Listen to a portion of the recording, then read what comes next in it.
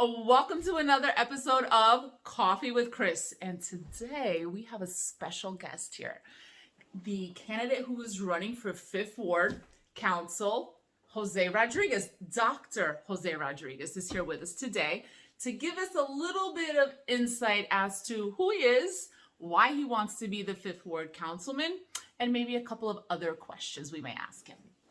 So, Jose, welcome to Coffee with Chris. You are our very first interview. I'm very excited. So, tell the viewers a little bit about who you are. Yeah, absolutely. So, I'm excited. Thank you for the invite. You're I welcome. really appreciate it to be able to really bring my message to the voters. So, my name's Jose Rodriguez. I live right on the 600 block of Jackson Avenue in Elizabeth. My family's been there for about 50 years now in that area. So, yep. Born and raised here. My family had a restaurant called the Madrid Restaurant over on New Point Road. Okay. Back then it was in the 5th Ward, and then they kind of redrew the lines and things like that. But yeah, it's always been in that area. My dad and mom, you know, the typical immigrant story of coming to this country. They met here, hard workers.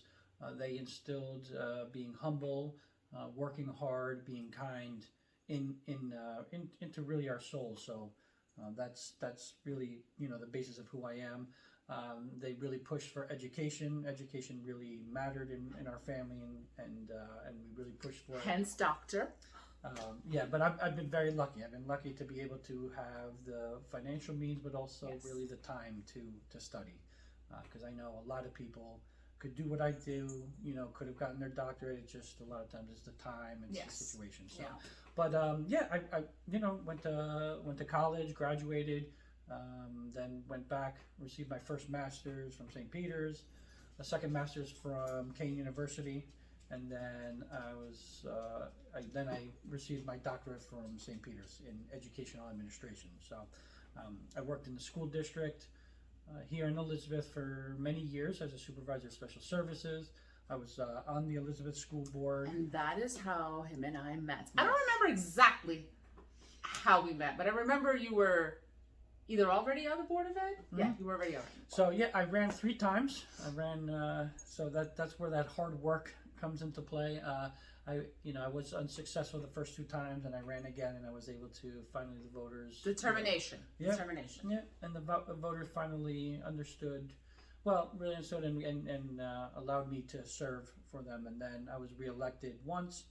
I served as vice president on the school board a couple of times as well. And then I came off the school board because you start to realize I really wanted to change the school system, and you start to realize that as a school board member, you do have some power, but you don't have as much power as you think, right? Yes. Because it's a legislative branch. You're just one of 9. So I really came off and I said, you know, I really want to work in the school system. I really want to affect change. That's always been a driver for me.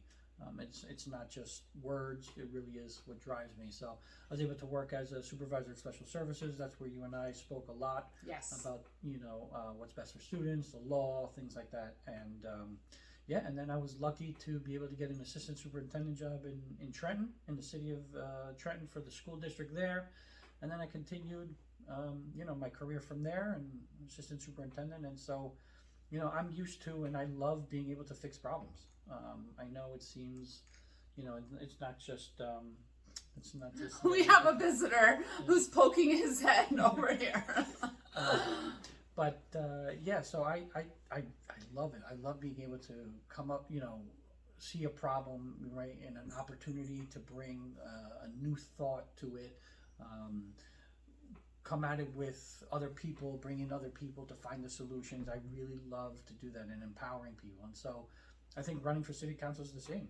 You know, one of the biggest issues that we have here, and I think in our ward, in our area, is that we just don't have new ideas. You know, we're just stuck. Yes. You know, a lot of times I'll ask certain people a question, and they're like, "Well, that's the way it's always been." You know, no, like kind of like pushing the envelope or asking questions or thinking outside of the box. And you know, this is what we need, right? Same thing. You know, I think we've talked about this. The fact that City Council does not live stream the meetings, they don't post them onto YouTube, like an antiquated way of of doing things, right? Relying on people to physically come to the location when we know very well that a lot of times can't be done. So, yeah, where do you stand on that? Right. I just don't understand how one of the largest municipalities in the state of New Jersey does not live stream their meetings, right? So the Board of Education does. Yeah. You know, Yeah. and so just like you say all the time, it's like, what are you doing, right? And so they may not even be doing nefarious things, right? Correct. They may be just doing the work of the people, but just why are you hiding it? Why are you not making it easy for people to participate and just to hear? And so a lot of my campaign is exactly that, is how do we make it easier for people to just make things better? For instance, our parking problem here in Elizabeth, right? Yes. And so I meet people all the time, and that's one of the number one issues.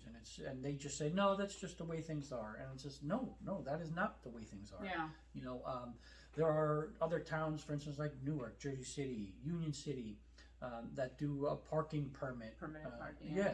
Right, and so we can do that for free here because you do it all online. I don't have to send you a sticker. I don't have to send you anything. Here's your website.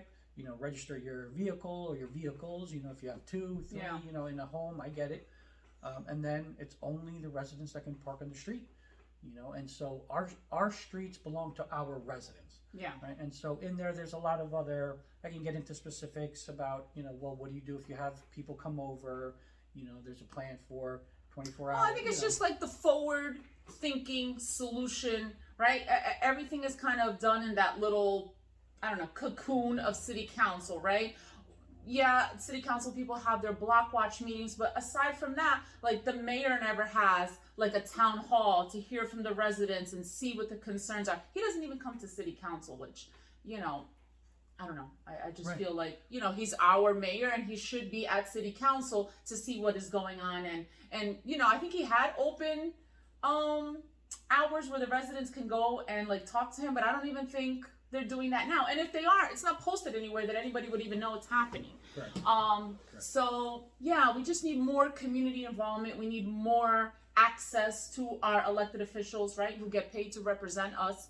And yet, a lot of times we can't even access them. Right. So you just need a new energy, and we just need to know what's kind of going on. You know, there's a lot of issues, but it's okay, right? Issues are all right. They're opportunities to fix things.